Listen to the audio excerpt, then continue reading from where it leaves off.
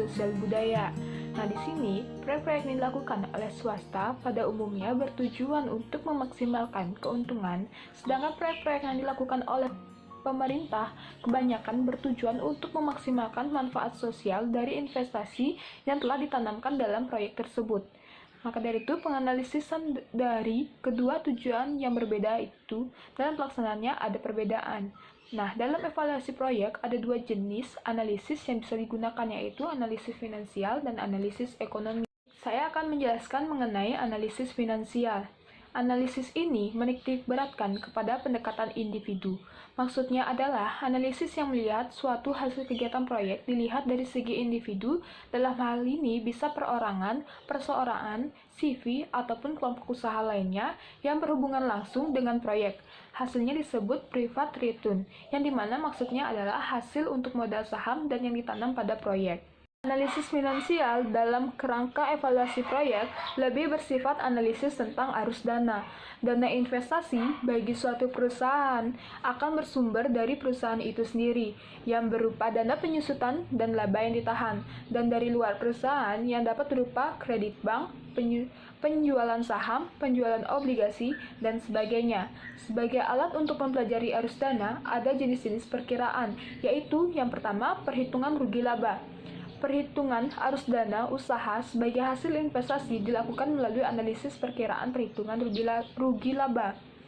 Dalam perhitungan rugi laba, tergambar semua penerimaan dan pengeluaran perusahaan jangka waktu tertentu di mana biasanya 1 tahun, baik yang berhubungan dengan produksi atau kegiatan pokok perusahaan maupun yang tidak, misalnya seperti penerimaan atau pengeluaran bunga dan lain sebagainya.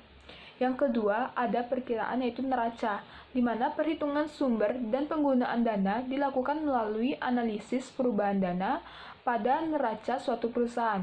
Neraca menunjukkan posisi kekayaan perusahaan pada suatu waktu tertentu, biasanya pada awal atau akhir tahun buku. Di sebelah debit tercermin nilai aktiva, dan di sebelah kiri tercermin nilai pasiva. Yang ketiga, ada perkiraan sumber dan penggunaan dana. Dalam perkiraan ini, arus-arus masuk ke kiri ke dalam kolom dana muncul di bagian atas sebagai sumber dana, sedangkan berbagai arus keluar di sebelah kanan merupakan bagian bawah yang disebut penggunaan dana. Dalam kerangka evaluasi proyek, lebih bersifat analisis tentang arus dana. Dana investasi bagi suatu perusahaan akan bersumber dari perusahaan itu sendiri, yang berupa dana penyusutan dan laba yang ditahan, dan dari luar perusahaan yang dapat berupa kredit bank, penjualan saham, penjualan obligasi, dan sebagainya. Sebagai alat untuk mempelajari arus dana, ada jenis-jenis perkiraan, yaitu yang pertama, perhitungan rugi laba. Perhitungan arus dana usaha sebagai hasil investasi dilakukan melalui analisis perkiraan perhitungan rugi laba. Dalam perhitungan rugi laba, tergambar semua penerimaan dan pengeluaran perusahaan jangka waktu tertentu di mana biasanya 1 tahun, baik yang berhubungan dengan produksi atau kegiatan pokok perusahaan maupun yang tidak, misalnya seperti penerimaan atau pengeluaran bunga dan lain sebagainya. Yang kedua, ada perkiraan yaitu neraca, di mana perhitungan sumber dan penggunaan dana dilakukan melalui analisis perubahan dana pada neraca suatu perusahaan. Neraca menunjukkan posisi kekayaan perusahaan pada suatu waktu tertentu, biasanya pada awal atau akhir tahun buku. Di sebelah debit tercermin nilai aktiva, dan di sebelah kiri tercermin nilai pasiva. Yang ketiga, ada perkiraan sumber dan penggunaan dana. Dalam perkiraan ini, arus-arus masuk ke kiri ke dalam kolom dana muncul di bagian atas sebagai sumber dana, sedangkan berbagai arus keluar di sebelah kanan merupakan bagian bawah yang disebut penggunaan dana. Di sini saya akan menjelaskan mengenai time value money dan social opportunity cost faktor produksi modal, di mana aspek paling rumit dalam mengembangkan patokan ini adalah membandingkan pengeluaran sumber-sumber yang terjadi pada waktu sekarang atau selama tahun-tahun permulaan proyek, dengan benefit yang baru akan diperoleh setelah melewati periode tertentu sampai dengan akhir umur proyek. Secara intuitif, dapat diketahui bahwa sejumlah sumber yang tersedia untuk dinikmati pada saat sekarang lebih disenangi daripada jumlah yang sama jika tersedia setelah 1 tahun yang akan datang.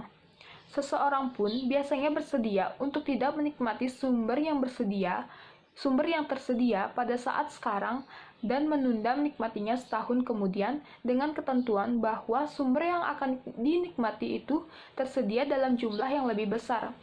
Inilah yang dinamakan time preference dan berlaku untuk setiap orang ataupun masyarakat secara keseluruhan. Penilaian proyek menjadi jauh lebih sulit apabila perlu dibandingkan alternatif-alternatif investasi yang menimbulkan arus biaya dan benefit yang terjadi dalam waktu yang berbeda sepanjang umur proyek. Opportunity cost adalah benefit yang kita korbankan karena jumlah sumber yang ada telah digunakan untuk kegiatan, misalnya kegiatan X, dan bukan kegiatan Y.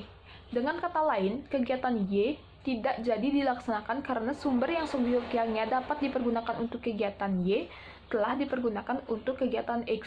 Jadi, dalam hal ini, benefit yang seyogyanya dapat dihasilkan oleh kegiatan Y menjadi opportunity cost kegiatan X yang perlu dibandingkan dengan benefit itu kegiatan X sendiri.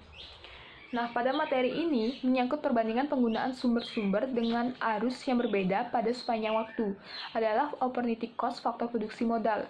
Faktor ini mencakup sumber-sumber yang diarahkan kepada investasi yang diartikan sebagai pengorbanan konsumsi sekarang dalam rangka memperoleh benefit di masa yang akan datang, tepatnya pengeluaran apapun yang tidak ditutup oleh benefit dalam kurun waktu 1 tahun dianggap sebagai investasi modal. Sebenarnya sama halnya dengan tenaga kerja, modal merupakan faktor utama produksi.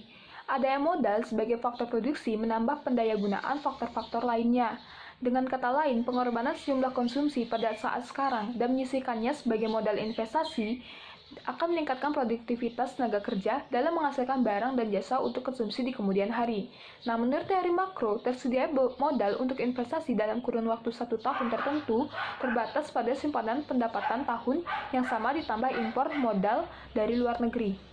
Nah, seperti halnya dengan segala jenis sumber daya yang terbatas persediaannya, maka penggunaan sejumlah modal tertentu dalam suatu kegiatan tertentu akan berarti bahwa jumlah tersebut tidak lagi tersedia bagi penggunaan lain. Jadi, pada opportunity cost modal yang ditanamkan misalnya dalam proyek X atau dalam salah satu alternatif A, alternatif B, atau alternatif C untuk melaksanakan proyek X itu adalah benefit yang dapat diperoleh seandainya modal itu ditanamkan dalam penggunaan alternatif. Misalnya proyek Y, tetapi jumlah penggunaan alternatif seperti proyek Y itu tak terhingga jumlahnya. Baik, jadi di sini saya akan melanjutkan presentasi dengan materi berikutnya, yaitu analisis ekonomis yang meliputi manfaat dan biaya sosial. Kittinger pada tahun 1986 memberikan definisi secara sederhana mengenai biaya dan manfaat, di mana biaya merupakan pengeluaran atau pengorbanan yang dapat menimbulkan pengurangan terhadap tujuan atau manfaat yang diterima. Sedangkan manfaat adalah segala sesuatu yang membantu suatu tujuan.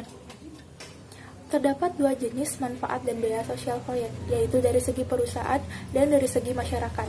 Dari sudut pandang perusahaan dianggap sama dengan sudut pandang pemegang sahamnya, di mana benefit merupakan cash flow, yaitu laba setelah pajak dan penempatan. Dari segi masyarakat, perhitungan biaya modal atas dasar social opportunity cost faktor produksi modal. Dalam hal proyek yang hasilnya dijual, pendekatan pertama dalam mengukur benefit adalah nilai penjualan, baik hasil eksploitasi maupun aktiva. Selanjutnya, biaya proyek adalah biaya-biaya yang berpengaruh langsung terhadap suatu proyek, seperti biaya investasi, biaya operasional, dan biaya lainnya seperti pajak, pembayaran bunga, dan pinjaman. Lalu ada biaya investasi, yaitu biaya jangka panjang, yang meliputi biaya untuk tanah dan pengembangan lokasi, biaya untuk pembangunan dan perlengkapannya, biaya untuk pabrik dan mesin-mesin, dan biaya lainnya, seperti penelitian dan pelatihan. Kemudian ada biaya operasional, yang meliputi biaya bahan mentah, biaya tenaga kerja, termasuk gaji bagi tenaga kerja tetap dan tidak tetap, dan biaya lainnya yang meliputi biaya untuk pajak perusahaan, pajak penjualan, pembayaran bunga dan pinjaman, asuransi, dan perlengkapan penunjang lainnya. Manfaat dalam analisis proyek bisa berupa manfaat langsung atau direct benefit dan manfaat tidak langsung atau indirect benefit. Manfaat langsung adalah manfaat yang dapat dirasakan dan dapat diukur sebagai akibat adanya investasi. Contoh dari manfaat langsung dari suatu proyek dapat berupa yang pertama yaitu peningkatan produksi.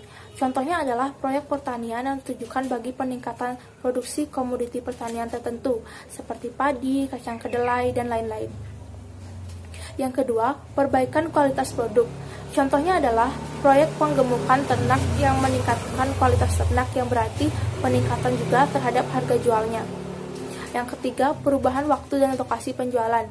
Contohnya adalah proyek pengadaan sarana penyimpanan, misalnya gudang beras, meningkatkan ketersediaan komoditi sepanjang waktu. Dan yang terakhir, perubahan bentuk produk, yaitu grading dan processing. Contohnya adalah dalam proses grading, petani membedakan butir jeruk untuk memperoleh nilai penerimaan total yang lebih tinggi.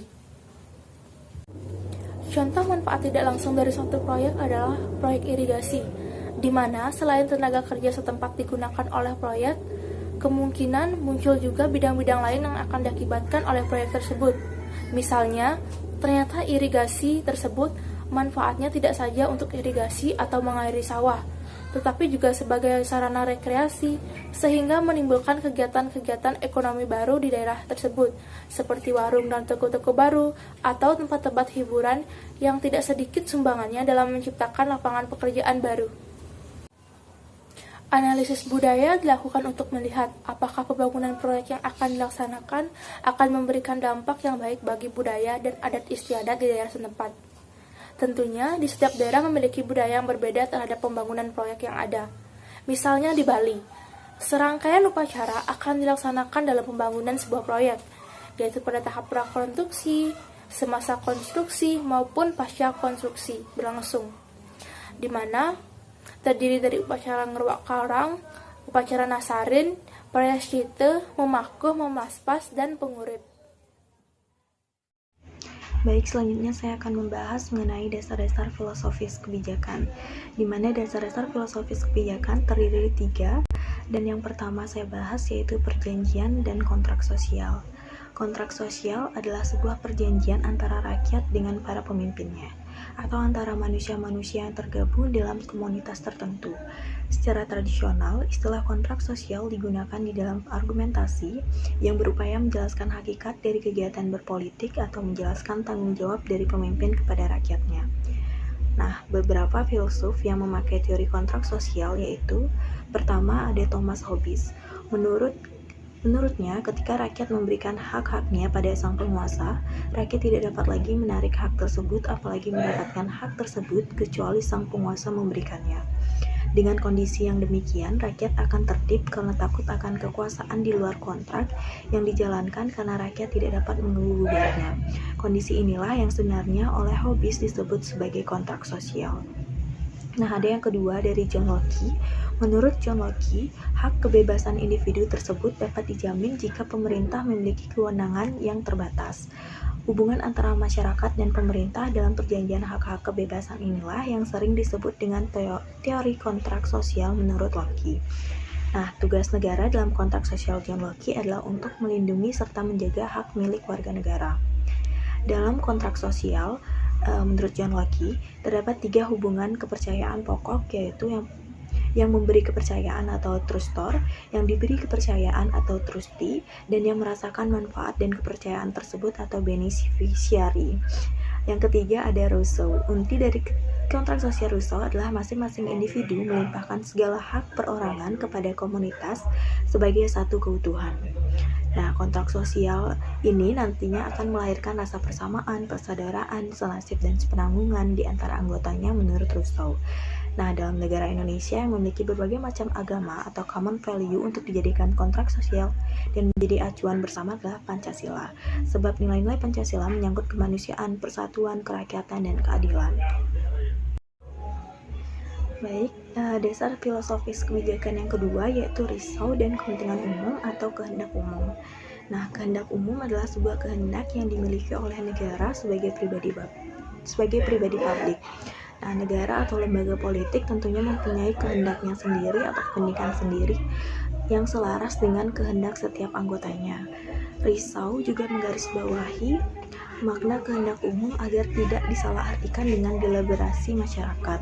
Nah, kehendak umum sendiri selalu mengacu kepada kepentingan umum, sedangkan deliberasi massa bisa disebut sebagai kehendak semua. Nah, untuk memahami atau mempermudah pemahaman, macam-macam kehendak dapat dibagi menjadi 3, yaitu adapun kehendak pertama yaitu kehendak khusus. Kehendak khusus adalah kehendak yang dimiliki oleh setiap individu, sifatnya cenderung egosentris. Sebagai contoh, hasrat untuk menjadi kaya harta, selalu menang dari orang lain, dan sebagainya. Nah, kehendak yang kedua yaitu kehendak umum. Secara mudah dapat dinyatakan sebagai sebuah kehendak yang berorientasi kepada kepentingan umum. Nah, kehendak ini dimiliki oleh setiap orang di samping kehendak khusus. Contohnya kesejahteraan sosial, mempertahankan kepemilikan, dan sebagainya. Nah, yang ketiga adalah kehendak semua atau deliberasi masyarakat. Ini merupakan kumpulan kehendak khusus dari mayoritas masyarakat. Banyak disalahartikan sebagai kehendak umum karena dianggap mewakili hasrat masyarakat. Nah, untuk dasar-dasar filosofis kebijakan yang ketiga yaitu Locke dan individualisme. Individualisme secara umum diartikan sebagai sikap moral, filosofi politik, ideologi, dan pandangan sosial yang menekankan nilai moral individu. Sedangkan idealisme menurut Locke dipandang sebagai konsep etika psikologis dan satu unsur etis politis. Sebagai konsep etika psikologis, individualisme menyatakan bahwa manusia harus berpikir dan menilai sendiri, menghormati tidak lebih dari kedaulatan pemikirannya. Dengan demikian, hal ini terkait erat dengan konsep otonomi. Sekian presentasi dari kelompok kami. Mohon maaf jika terdapat kesalahan maupun kekurangan. Terima kasih.